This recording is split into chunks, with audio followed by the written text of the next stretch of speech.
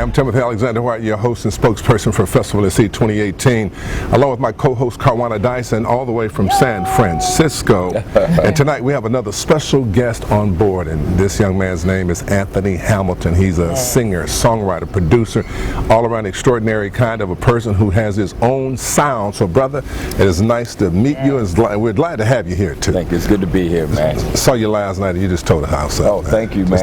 Is that what you used to, just tearing the walls off, the wallpaper? I'm into reconstruction. Oh, okay. A little soulful reconstruction. Okay. What it is, you give the people, an experience. You take them away from the weekly jobs and obligations, and you give them a time to just embrace the music and embrace having a good time. So I read that you started singing at around age 10. A little earlier. A little earlier than 10? Yeah. Did you 7, 8? Did you when you started singing? Was that you were in church choir, or at that time did you know that you was going to have a career in music? I was in church. Wasn't really leading a bunch of songs. I was a little shy, but in music class in school, and I just stayed in music wherever I could. Very early on, I knew I was going to be successful at singing. Just God gave me that gift and that burning, and He gave me that, He gave you what you got. That yearning to fulfill that, and He allowed it to happen. Okay.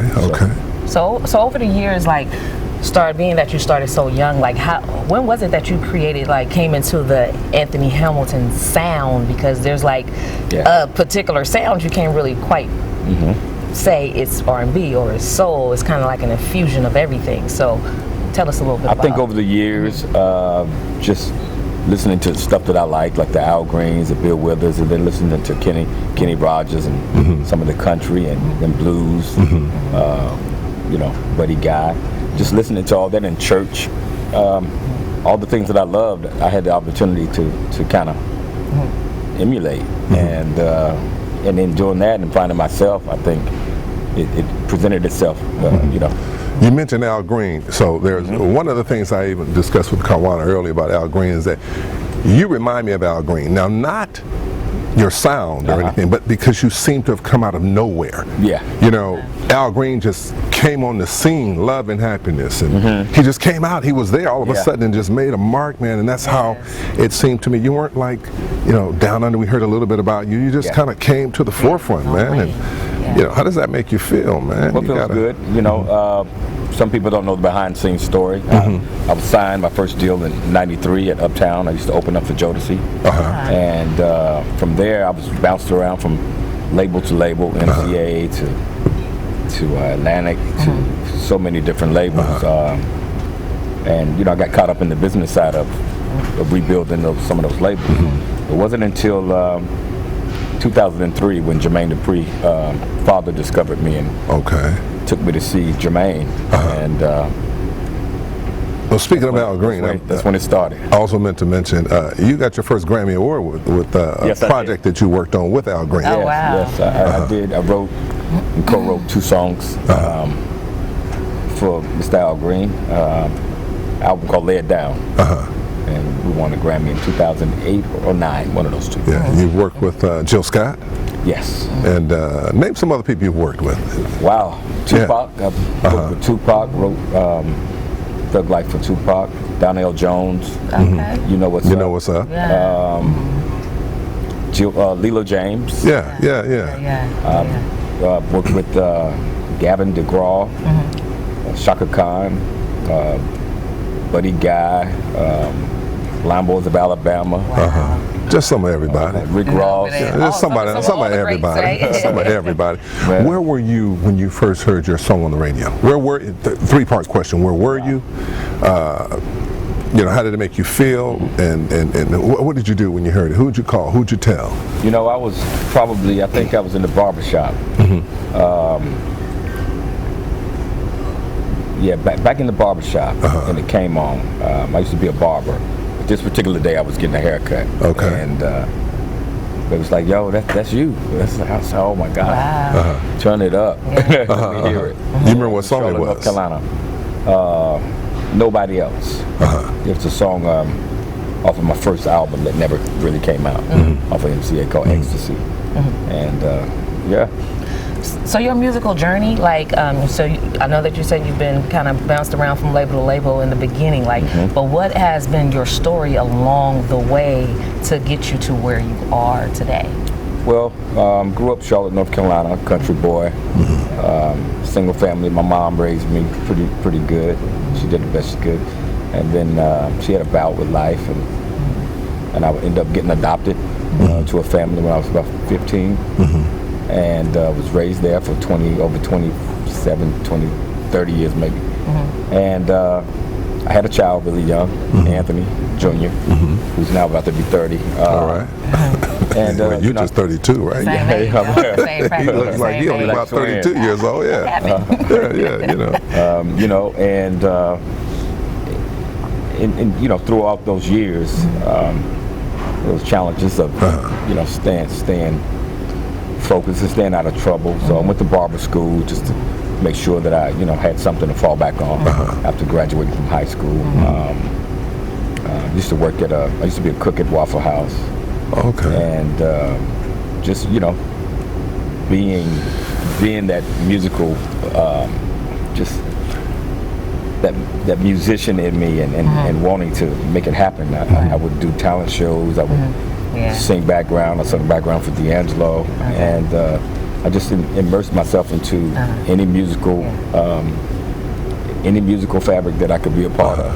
So when you're writing and creating, I know like the musical industry and like the sound has kind of like changed over the years. So would you say, because your work is very brilliant and it's genius, and I love your sound. It is. You're welcome.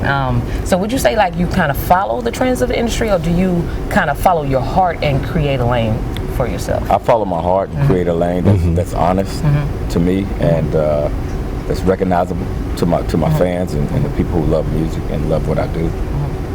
With what's going on now, I'm attracted to it, and there's some good music out there. Yeah. I think being able to work with so many hip hop guys, from Rick Ross to Common and all these rappers, Busta Rhymes.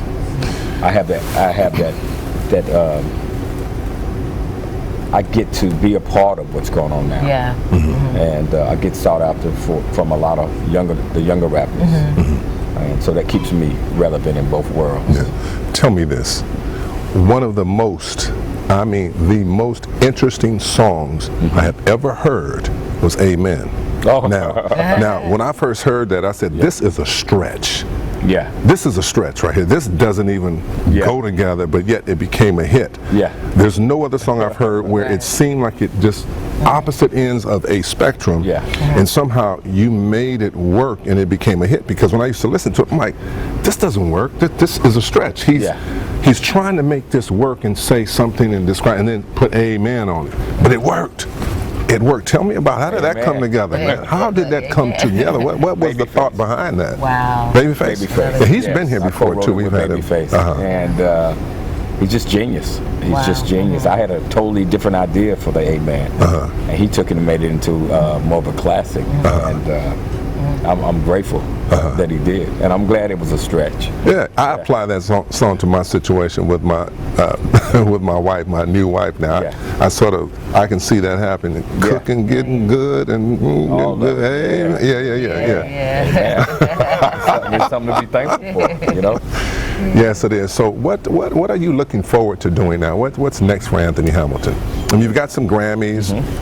You're very well acknowledged. You've got a lot of accolades, and you seem to be such a mild-mannered person, man. Such a wonderful guy. Thank you. So what's next for you? What would you like to do next? Producing new talent, bringing in new talent.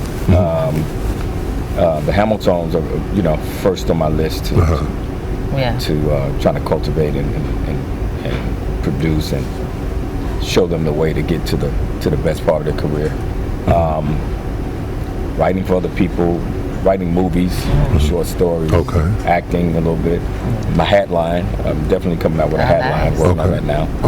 What's first off, it's greeting cards. Really? Oh, nice, yeah. That's interesting. African American expressions. Nice. journals.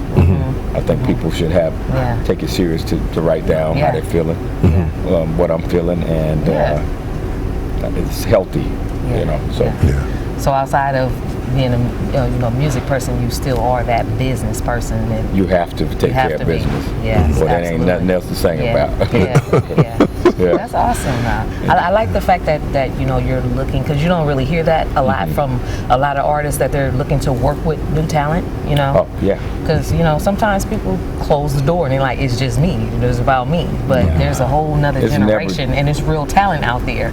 So I'm interested to hear more about that. So now, you mentioned you're a barber for something to fall back on. So now, if you weren't doing all the music stuff you're doing, would you go back to barbering? So the question is, what would you be doing if you weren't singing? Would you go back to barbering? Cooking and cutting hair. Okay. Yeah, not at the same time. Right. But yeah, I'd be a barber still on a few shops, and definitely would have something to do with food on the restaurant, which I'm still in the process of trying to figure that thing out. Okay.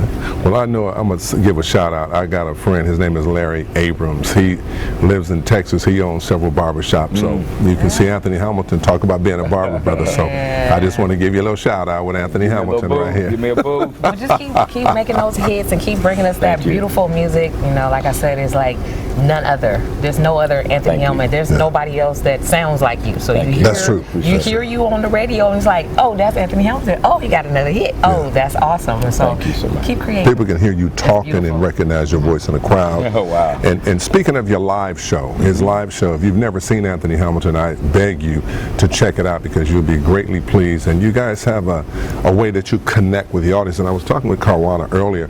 What is it in a song or about a song that makes a hit, that connects with people, to really draw them in? It's, you know, you seem to be able to capture that thing, whatever it is, whether it's your own personal experience that connects with other people's experience.